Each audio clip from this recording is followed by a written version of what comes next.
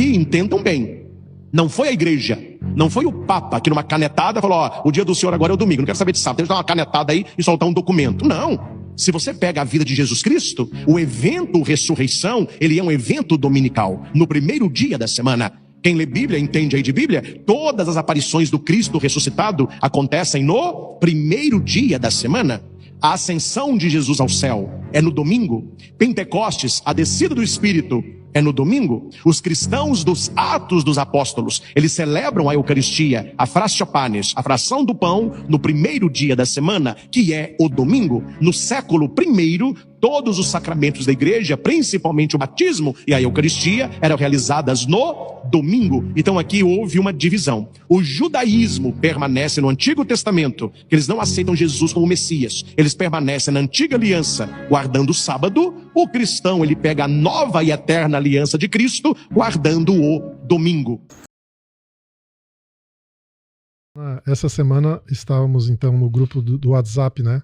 Todo um grupo da igreja de Mato Francês, lá em Rancho Queimado. Eu faço parte dessa comunidade e eu tenho certeza que eles estão assistindo, então... e eles têm um carinho muito grande pelo Senhor. Já um abraço lá. Carinhoso, né, pessoal de Mato Francês. Vocês, né? Vamos estar lá em junho, né? Julho. Em julho estaremos aí. Então, e nós recebemos lá no grupo do WhatsApp um vídeo curto de um padre Christian, aonde ele, à luz da Bíblia, ele critica o sábado e demonstra à luz da Bíblia que o dia certo de guardar o domingo, né? E aí é que eu falo que foi interessante receber esse vídeo, porque a base ali é a Bíblia. Então, quando a base é a Bíblia, aí evidentemente fica, digamos assim, claro, desenvolver uma pesquisa e ter lucidez na interpretação, porque não é uma tradição, né? É a Bíblia, que tanto nós gostamos de usar e embasar as nossas decisões, as nossas crenças, né? E aí ele usou ali a Bíblia para poder defender o domingo como dia de guarda e criticar a nossa decisão, o nosso sábado como nós guardamos até hoje, né? E aí eu achei interessante trazer esse vídeo para que nós pudéssemos assistir e assim debater um pouco aquilo que o padre falou e tentar esclarecer à luz da Bíblia aquilo que de fato a Bíblia traz a respeito desses temas ali, né, que foram abordados. Então não sei se nós podemos colocar o vídeo para assistir. Podemos, vamos assistir juntos então. Lá. Se Deus manda guardar o sábado, por que a igreja guarda o domingo? Infelizmente, os senhores não, que vocês vão saber agora, argumentar, falar, mas a maioria, com muita tristeza que eu falo isso, a maioria dos cristãos católicos, eles se calam quando algum protestante de alguma seita cristã judaica, eles misturam os conceitos, eles são cristãos, mas eles creem em coisas do judaísmo. É muito complicado certas igrejas hoje, e a gente vê na estrada, não poucas vezes, em pedras, em placas, lembra de guardar o dia de sábado. E se alguma pessoa desta igreja ou seita vai lá na sua porta e ela fala assim, pega a sua Bíblia para mim. Aí você pega a sua Bíblia e entrega para a pessoa. Ela vai abrir em Deuteronômio 5. Isso quando ela está falando de imagem de Deuteronômio 9, né? É os dois textos que eles gostam. Aí vai falar para você, tá vendo? Qual que é a sua religião? Aí eu sou cristão, católico, mas é católico mesmo de IBGE? Não, eu vou à missa. Ah, então tá bom. Agora me fale, a sua igreja é uma igreja errada. A igreja católica, ela perverteu a Bíblia. O Papa mudou as coisas. Por que você está falando isso? Porque em Deuteronômio 5:12 fala para guardar o sábado. Vocês guardam o domingo. Vocês são dominicais. A Bíblia manda guardar o sábado. Como que vocês guardam o domingo? Aí o católico, que não sabe, vai falar o quê? Religião não se discute, não. Fica você com a sua fé, eu fico com a minha. Vamos aqui tomar um café. Não vamos conversar, não. Na verdade, por que religião não se discute? Porque não sabe. Quem não sabe tem que ficar calado mesmo, né? É muito melhor a pessoa parecer um idiota calado do que falar e acabar com a dúvida. Então por isso que a pessoa fica calado, a não ser um idiota, que não sabe. Não vamos discutir. Gente, a coisa é muito clara. E aqui, entendam bem, não foi a igreja, não foi o Papa que numa canetada falou, o dia do Senhor agora é o domingo, não quero saber de sábado, deixa eu dar uma canetada aí e soltar um documento. Não. Se você pega a vida de Jesus Cristo, o evento ressurreição, ele é um evento dominical, no primeiro dia da semana. Quem lê Bíblia, entende aí de Bíblia, todas as aparições do Cristo ressuscitado acontecem no primeiro dia da semana. A ascensão de Jesus ao céu é no domingo. Pentecostes, a descida do Espírito, é no domingo. Os cristãos dos Atos dos Apóstolos, eles celebram a Eucaristia, a fraciopanes, a fração do pão, no primeiro dia da semana, que é o domingo. No século I, todos os sacramentos da igreja, principalmente o batismo e a Eucaristia, eram realizadas no domingo. Então aqui houve uma divisão. O judaísmo permanece no Antigo Testamento, que eles não aceitam Jesus como Messias. Eles permanecem na Antiga Aliança, guardando o sábado. O cristão, ele pega a nova e eterna aliança de Cristo, guardando o domingo. Interessante, não é? Interessantíssimo, viu? Interessante. Gostei da conversa. E aí, pastor, evidentemente eu assisti esse vídeo e listei aqui algumas perguntas que eu gostaria, de repente, da gente poder conversar como esclarecimento, né? Acho que essa é a palavra, né? Esclarecimento daquilo que foi colocado no vídeo pelo padre. E o senhor, como tem feito durante muitos anos, pastor, de maneira muito clara, muito bem equilibrada, sabe, coerente, a respeito da clareza com que a Bíblia trata desse tema, poder nos ajudar a realmente entender esse contexto a partir daquilo que o padre falou, né? Eu gostei muito, Denis, da sua proposta, né, de que a gente conversasse um pouquinho sobre esse assunto. E antes de irmos às perguntas que você formulou, eu queria destacar aqui 3 coisas. Primeiro, assim, eu não conheço o padre, ele se chama Christian, né? Padre Christian, não conheço o padre Christian, mas se você um dia assistir esse vídeo, padre, um abraço carinhoso para o senhor e dizer para o senhor que nós somos irmãos na mesma caminhada em direção aos céus. Nos meus ensinos, nos meus sermões, eu deixo muito claro que placa de igreja não salva ninguém. Dentro de qualquer igreja haverá pessoas sinceras a quem Deus salvará.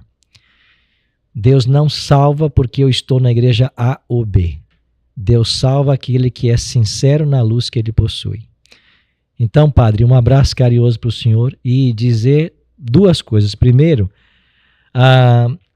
louvar o senhor como líder religioso por essa preocupação que a igreja se volte para a Bíblia. Mesmo que seja de forma apologética, para defender o que pensa, o que crê. Pois é exatamente isso que a gente encontra na igreja apostólica primitiva. Quando a gente estuda sobre os bereanos e os crentes de Tessalônica, a Bíblia enaltece os crentes de Bereia porque eles ouviam a palavra com toda avidez e iam examinar para saber se de fato as coisas eram assim. Então eu acho que o padre está trazendo essa preocupação para a sua congregação, que é muito importante. Segundo, eu queria parabenizar por ver no púlpito do padre a Bíblia aberta e sendo usada. Esse livro, que é uma carta de Deus para todos nós, infelizmente tem sido deixado de lado por muitas igrejas e religiões. Então, quando a gente vê um líder religioso numa posição tão honrada como a que ele tem, abrir a Bíblia num púlpito, ler versos e motivar a igreja a estudar, isso é um motivo de alegria para nós que gostamos de estudar a Bíblia, né? Então, eu fico muito feliz com essa atitude. Então, o que nós vamos conversar hoje aqui, a gente espera que possa contribuir nessa busca, né, pela verdade, pela revelação que Deus tem. E eu fiquei muito grato, Denis, pela ideia que você teve, né, da gente estar junto aqui para conversar um pouquinho sobre esse tema. Estou representando meus amigos lá do Mato Francês. Mato Francês. Né? Em Rancho Queimado. Pastor, vamos lá. Enfim, o sábado, em determinado momento ali, aparece que o sábado é dos judeus, né? E eu não sou judeu e guardo o sábado, né? Uhum. E estou aqui no ano de 2024. Então, a pergunta que eu lhe faço, o sábado é dos judeus? O sábado é uma propriedade dos judeus? Só os judeus guardam o sábado? Na realidade não, né? Não só os judeus guardam o sábado. E além dos judeus e da igreja adventista, você tem várias outras denominações que guardam o sábado, né? Como, por exemplo, os próprios batistas do 7º dia. Quem nos ensinou o sábado? Perfeito. Né? Os adventistas do 7º dia, nós somos devedores, né? E eu queria aqui até ressaltar isso. Nós somos devedores de outras confissões religiosas que surgiram antes de nós. Eu vou dar alguns exemplos. Não foram os adventistas que sistematizaram a doutrina da justificação pela fé. Nós herdamos isso dos luteranos. Então nós somos gratos a Lutero e aos luteranos porque sistematizaram essa verdade e um dia ela chegou para nós adventistas. E como se trata de uma doutrina bíblica, ela foi abraçada. Nós somos devedores aos metodistas, porque foram os metodistas que sistematizaram a salvação em 3 passos, um processo como justificação, santificação e glorificação. A preocupação de John e Carlos Wesley, né, pela santidade. Então, esta sistematização da salvação é uma herança que nós temos do movimento metodista. Inclusive, vários pioneiros da igreja adventista eram metodistas, né? Eram metodistas.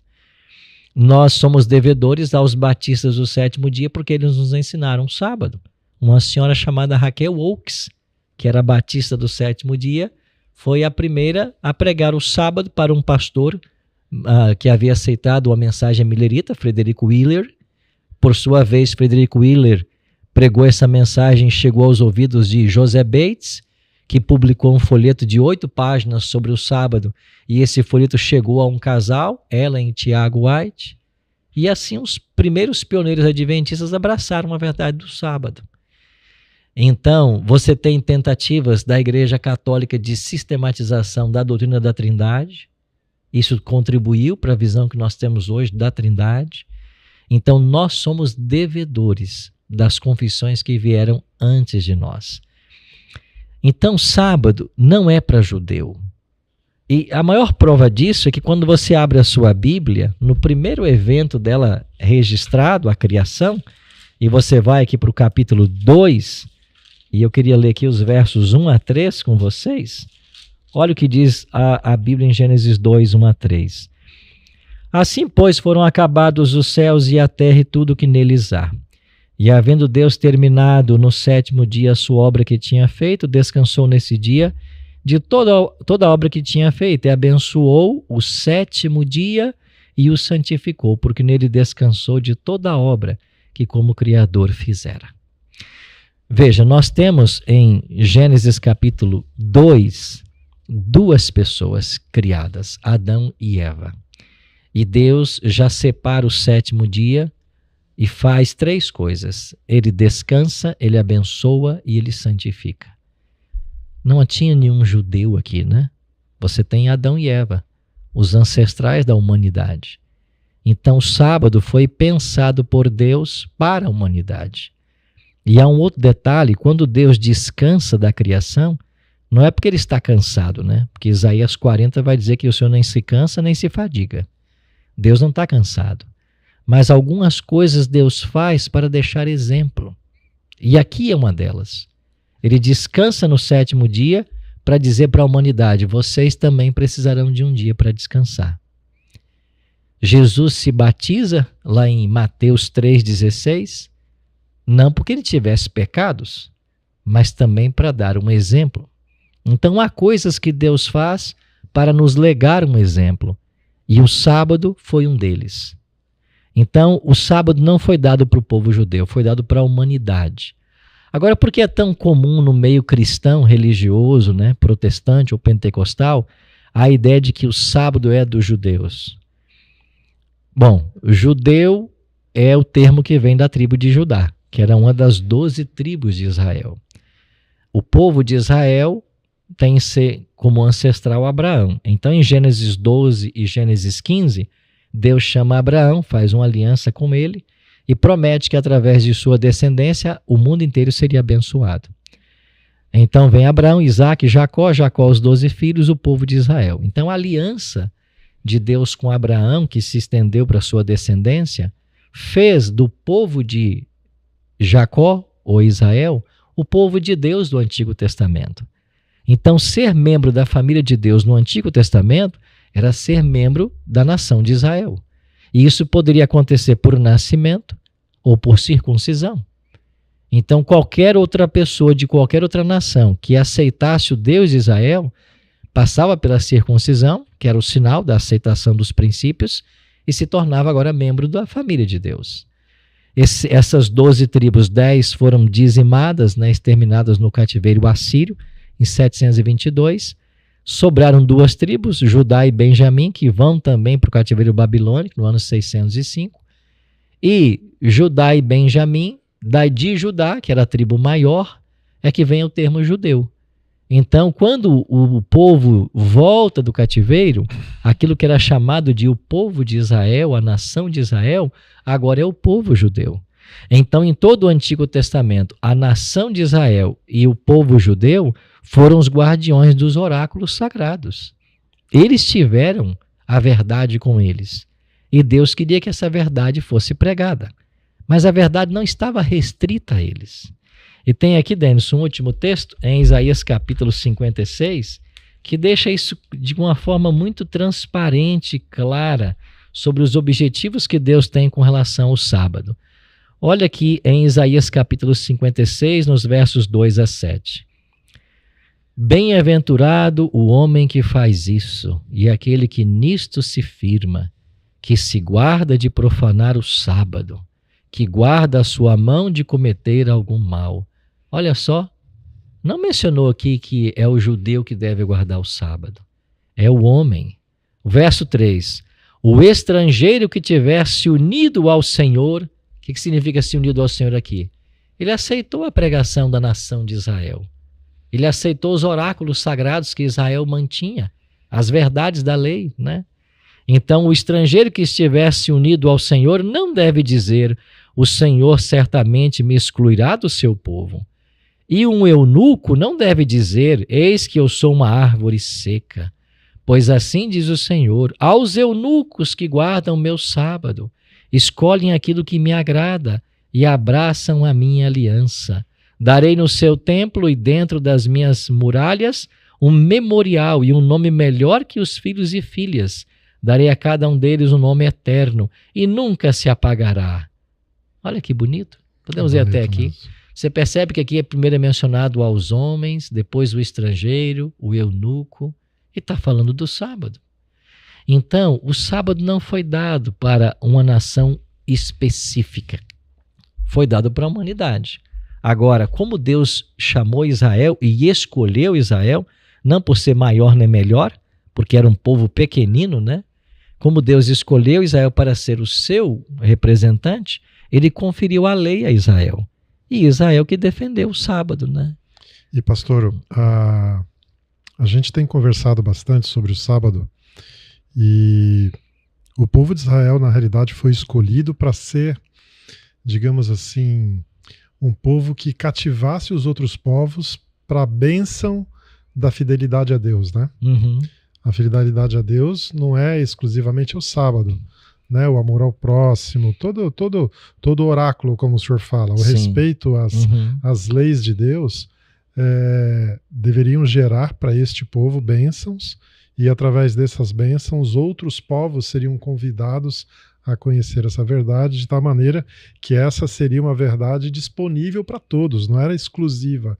Era exclusiva porque, evidentemente, aquele povo era um povo que talvez representava essa verdade, mas a todos os outros estava aberto as bênçãos que adviriam da obediência e da fidelidade a Deus, né? Claro. Há um outro detalhe interessante. Quando a gente estuda um pouco de crescimento de igreja, a gente descobre que Deus ele usou estratégias missionárias. E no Antigo Testamento, a missão era uma missão centrípeta. No Novo Testamento, a missão é centrífuga. Então, o que quer dizer centrífuga? Que Deus chama as pessoas para fora, para sair e pregar o Evangelho. Daí vem a palavra igreja, que em grego é eklesia. Eklesia significa literalmente, ou etimologicamente, os chamados para fora. Então nós, no Novo Testamento, somos chamados a pregar o Evangelho. É a missão centrífuga. Mas no Antigo Testamento é a missão centrípeta. Deus não levava o povo para fora. Deus trazia as nações para dentro. Esse foi o motivo de colocar Israel na Palestina, que era a encruzilhada das nações. Deus esperava que com Israel naquela localização geográfica, o mundo inteiro ouvisse falar do Deus de Israel e das leis do Deus de Israel. Era essa a estratégia missionária. Então Israel recebeu toda a lei para pregá-la como bênção para as nações. Infelizmente, Israel viveu de altos e baixos a vida inteira, né? E não cumpriu plenamente o propósito que Deus tinha para a nação.